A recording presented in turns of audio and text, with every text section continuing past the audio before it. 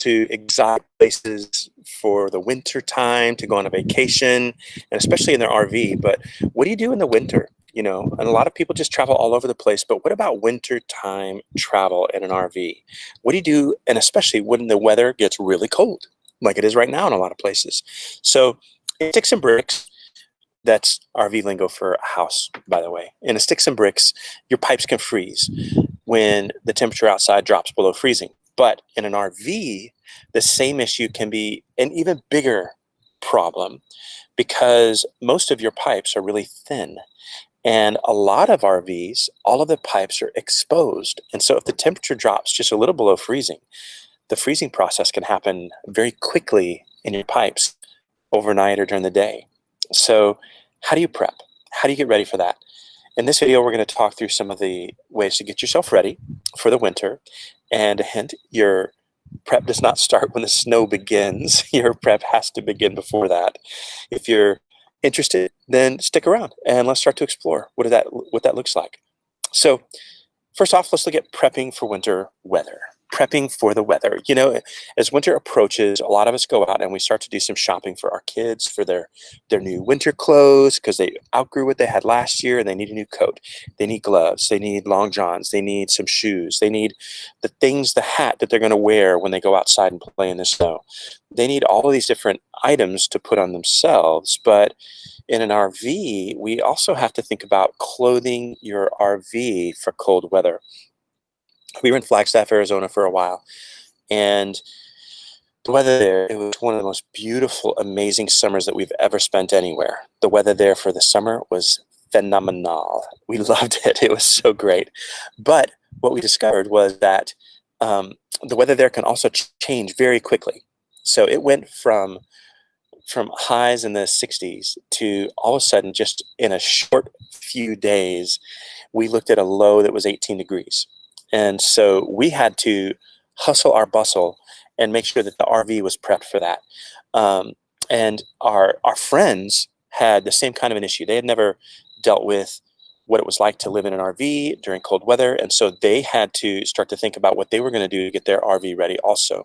So we talked through a few things that they could do. And they said, that first night of the really cold, below freezing weather, it wasn't going to be terribly cold and it wasn't going to stay cold too long. And so they said, we're just going to stick it out and see how it goes.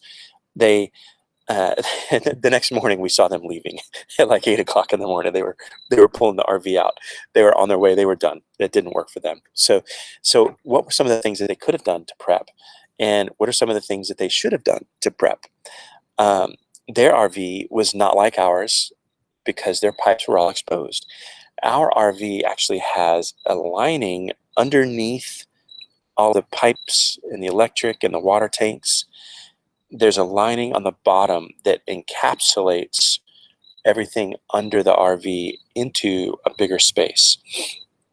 And so what happens then after that is that the heating element, the intake goes down through our basement then and comes back up through the heater and then is forced back up into the RV.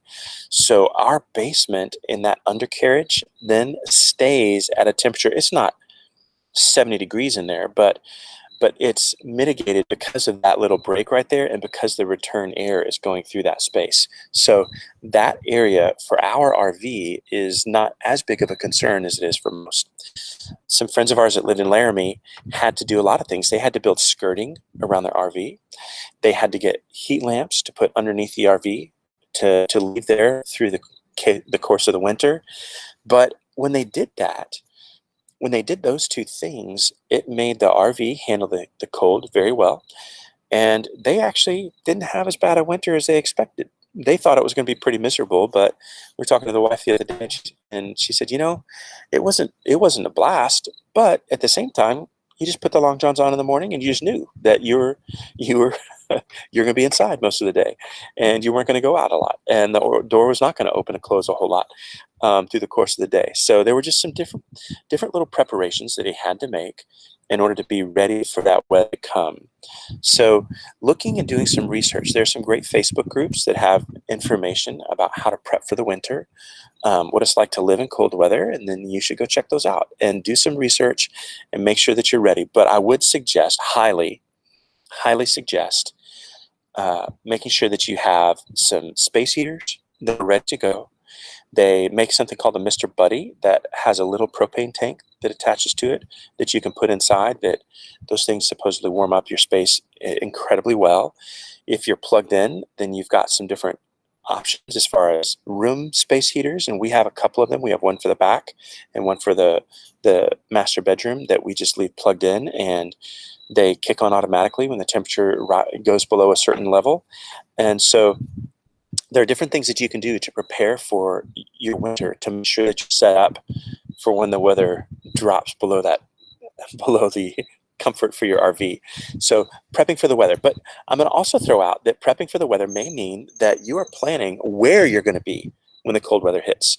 For example, right now it is a high of 30 degrees in Laramie today, where we were for the summer. But here I am right now. I'm in a t-shirt. It's in the middle of December, December 15th, and I'm in a t-shirt here at the beach, enjoying this beautiful, sunshiny 70-degree weather because I'm not in Laramie right now. And so for you, maybe your preparation means figuring out where you're going to be at different parts of the year. Now, I will warn you that a lot of folks love to travel to Florida and Arizona seem to be the two big spots. Southern Texas is starting to gain some ground there as well. But there are a lot of folks that go to those places, not only from the northern parts of the United States, but also from Canada. And so there are a lot of travelers that come down there. So if your plan is, we're just going to go find a place to stay during the winter, then I would begin traveling reservation preparation well before it's time, because there are a lot of folks that fill those sites up. And so you want to make sure that you are ready for that. Now, if it's December 15th and today you're watching this video and you say to yourself, oh my gosh, I don't know what I'm going to do, then what you need to figure out is that you are behind the curve, for one, but it's not too late. There are a lot of places that are opened up right now. For example, the park that we're at has a lot of openings and availability because Canada has not been able to come down this year because of the pandemic. And so what that means for you is that there's spaces available down in the south where they would normally be taken up by people that are coming in from the great Northwest, the great white North. Now, so that's prepping for the weather. And then prepping in the weather means that you've got some things that you need to do. You need to watch your propane levels to make sure that your propane tank does not go dry. This morning I was making breakfast and I noticed that the flame on the stove started to get a little weak. And I've been watching the level of my propane and trying to keep an eye on it because I knew that it was getting down. The tank that we were using was getting low. But I always keep a spare tank down there ready to go. And so it was easy to just turn one tank off and turn the other one on. And I had the flame back and I never lost out. But if it were the middle of the night in a cold location and that had happened and I didn't have a backup tank, I didn't have a plan for that, then we would have been in a world of hurt. And so you have to make sure that you're watching the coverings for your pipes, that you're making sure that your electric system is in good shape, that you're making sure that your levels of your propane are in good condition, and also that you're making sure that you know how to reset your heater if it goes off for some reason, that you have a basic understanding of your electric system so that you know if you flip a breaker, what can you do? Do you have a breaker? Do you have a way to replace the fuse if the fuse for your space heater goes out?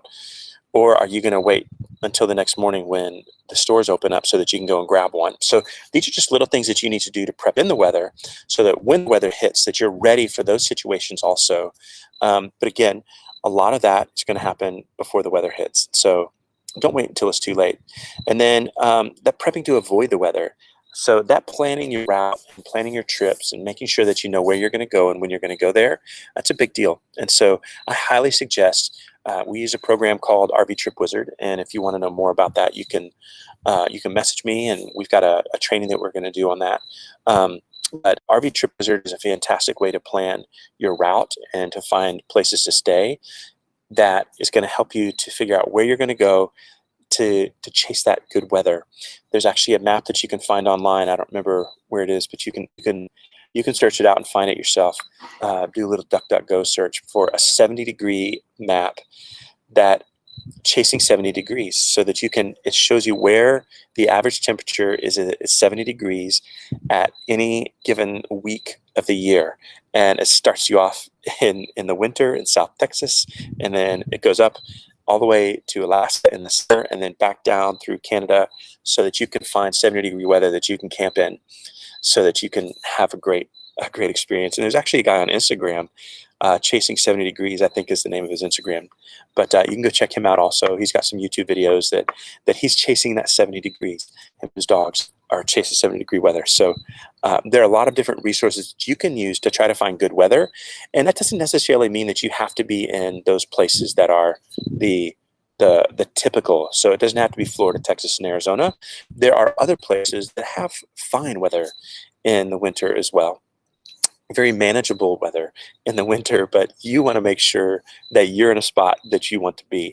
If you don't want to be in the Gulf of Louisiana during the winter, then you need to make sure that you have a plan in place. So what are the plans that you're going to come up with to avoid the cold weather if you want to, or what to do in the cold weather if you're living there? So if your job is in South Dakota and winter hits, then you're going to have to stick there for your job. And so you want to make sure that you're prepped for that. So whatever it is, if there's anything I can do to help you track those things down and find that information, please be sure to message me. So happy to talk to you and try to get you prepped for winter weather in your RV. But then also you can subscribe to our YouTube channel. We've got different videos that we do on different topics about RV travel, and head on over there to youtube.com/explore the unseen. And you can just click on the subscribe link and click the little bell to get notifications when we publish some of our videos that we do on a weekly basis. So listen, I hope that you have a great afternoon, and I appreciate seeing you on here.